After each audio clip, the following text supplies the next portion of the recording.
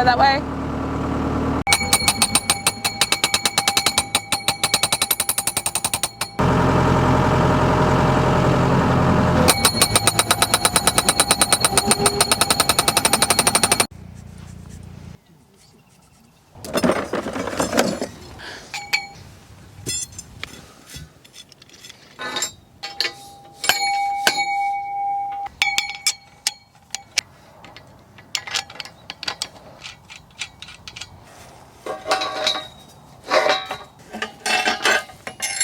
Out of the packet.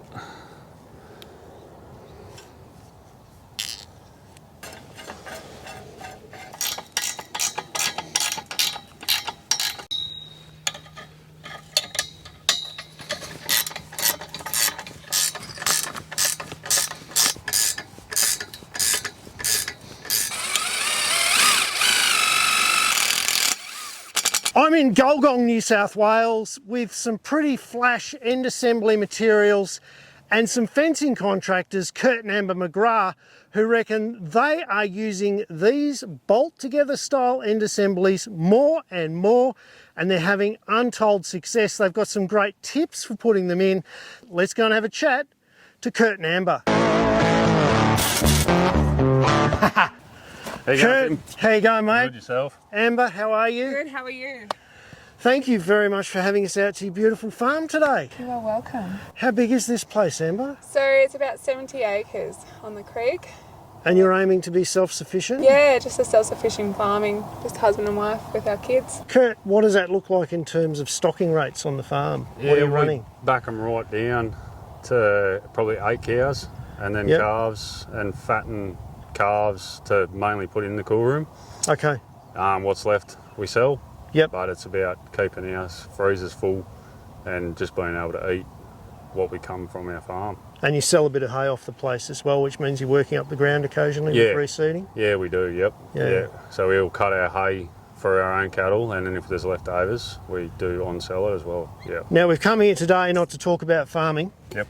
Well, we are talking about farming. I suppose we're talking about the most important part of farming, which is your fencing. It's really important you get it right.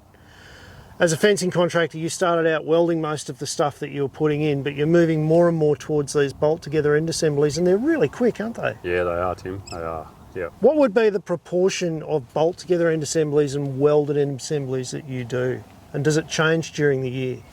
It does change through the year. It'd probably be 60% weld and the other percent these Rotec kits.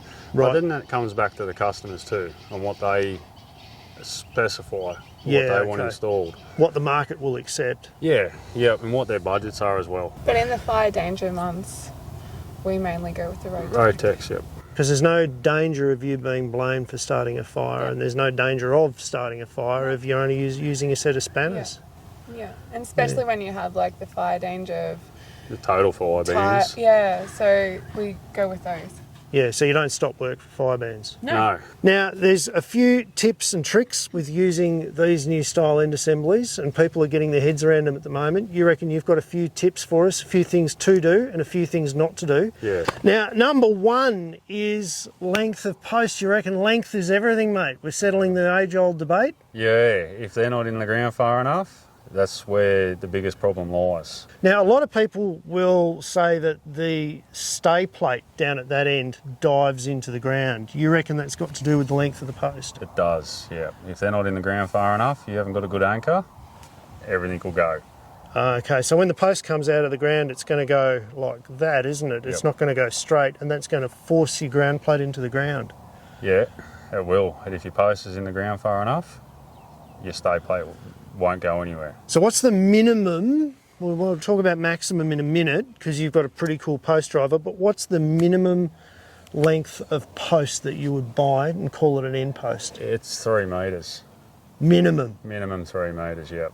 Yeah, right. Yeah. A lot of people are putting in 2.4s still. They are, and 2100s. Yeah, right. Yep. So they do cement a fair bit of those posts. Yep. We drive. So we got that capability of getting that extra depth in the ground versus an auger. And with the Thor post drivers now, like the one that you're using, these go in the ground butter smooth, don't they? Yeah, A little bit of expert guidance from Amber there, and you're in the ground straight and ready to go. And very few times that you will have trouble getting them in the ground, and if they do go down and stop, they're in something hard. So we just pull up short, cut the top off the post, and away you go. That brings us to tip number 2. Always leave a bit to cut off. Tip number 3, mate, use the tech screw holes in the collar. Yeah, and that'll stop the collar from sliding up, and it'll give it more support. And, okay. Yeah. So they're not actually providing strength. The collar gives the strength. Yep. But the tech screws are there just to stop the collar from starting to move. That's right, yeah. So it's like anything like will a move. lock pin. It is, yeah. So the tech screw, there's 2 tech screws, they just go in either side. Yep. It gives it that extra support. So use the holes. Use them, they're there. You don't have to drill them with a drill, you just get a tech screw. Now tip number 4, it's got to do with this brown stuff on the thread. What were you doing over there, Kurt? Just putting a copper grease that comes in the actual kit onto the thread. It's stainless steel. And that's important, isn't it, that you grease up the stainless steel, because it can bind, can't it, if it's not greased? Yes, it can, yep. Now, Amber, you were doing this up with a set of simple spanners. Yeah. What size spanners do you need for the Rotex stuff? So I use a 19 on the end, and I use the 18 to hold it together so it doesn't turn. Now, that's pretty important that you use a spanner to hold the turnbuckle rather than your hand. Yes, otherwise it's not safety. Best way to get injured, eh? Tip number 5, Kurt, run the cable up off the ground a couple of centimetres on the end post. Keeps the cable out of the soil. Yep. Rust, all those different sorts of things, and it just keeps it that same even. Bonus tip, Amber, is just use these when you've got leased country or cropping country, because they're removable. Yeah. As quick as you put them together, you can pull them apart, get your implements in, get your cattle in. Leave the post in place, but you can get your machinery past this 3-metre projection. Yep. And then throw it back together in a couple of minutes. Yep. Or if you wanted to graze sheep in your big broad acreage paddocks, you wanted to bash a little fence through to be able to feed your sheep on your stubble. Yes. And you wanted to divide it, you could just put one of these in, throw a few pickets through with an energizer, and away you go. And take it back out so it's out of your way when you're going through with your header or your seeder or whatever it might be. Have you ever been frustrated with not being able to get these tongues from these stay kits inside your pipe? Rotec have made this funny little slot that goes in along here that compresses, so it doesn't really matter the thickness of the wall of your pipe, it still goes in, and then you just got to get a hammer and give her a tap and she'll slide in there and go home.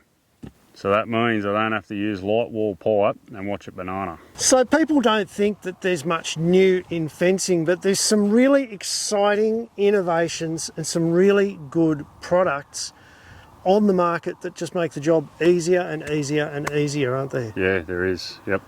We used to go to a 2.4 post because that was about as deep as we could dig. Now we've got the equipment that's easily available and safe to get our 3-metre posts all the way in the ground. Yep. You wouldn't stay at 2.4 metres. No.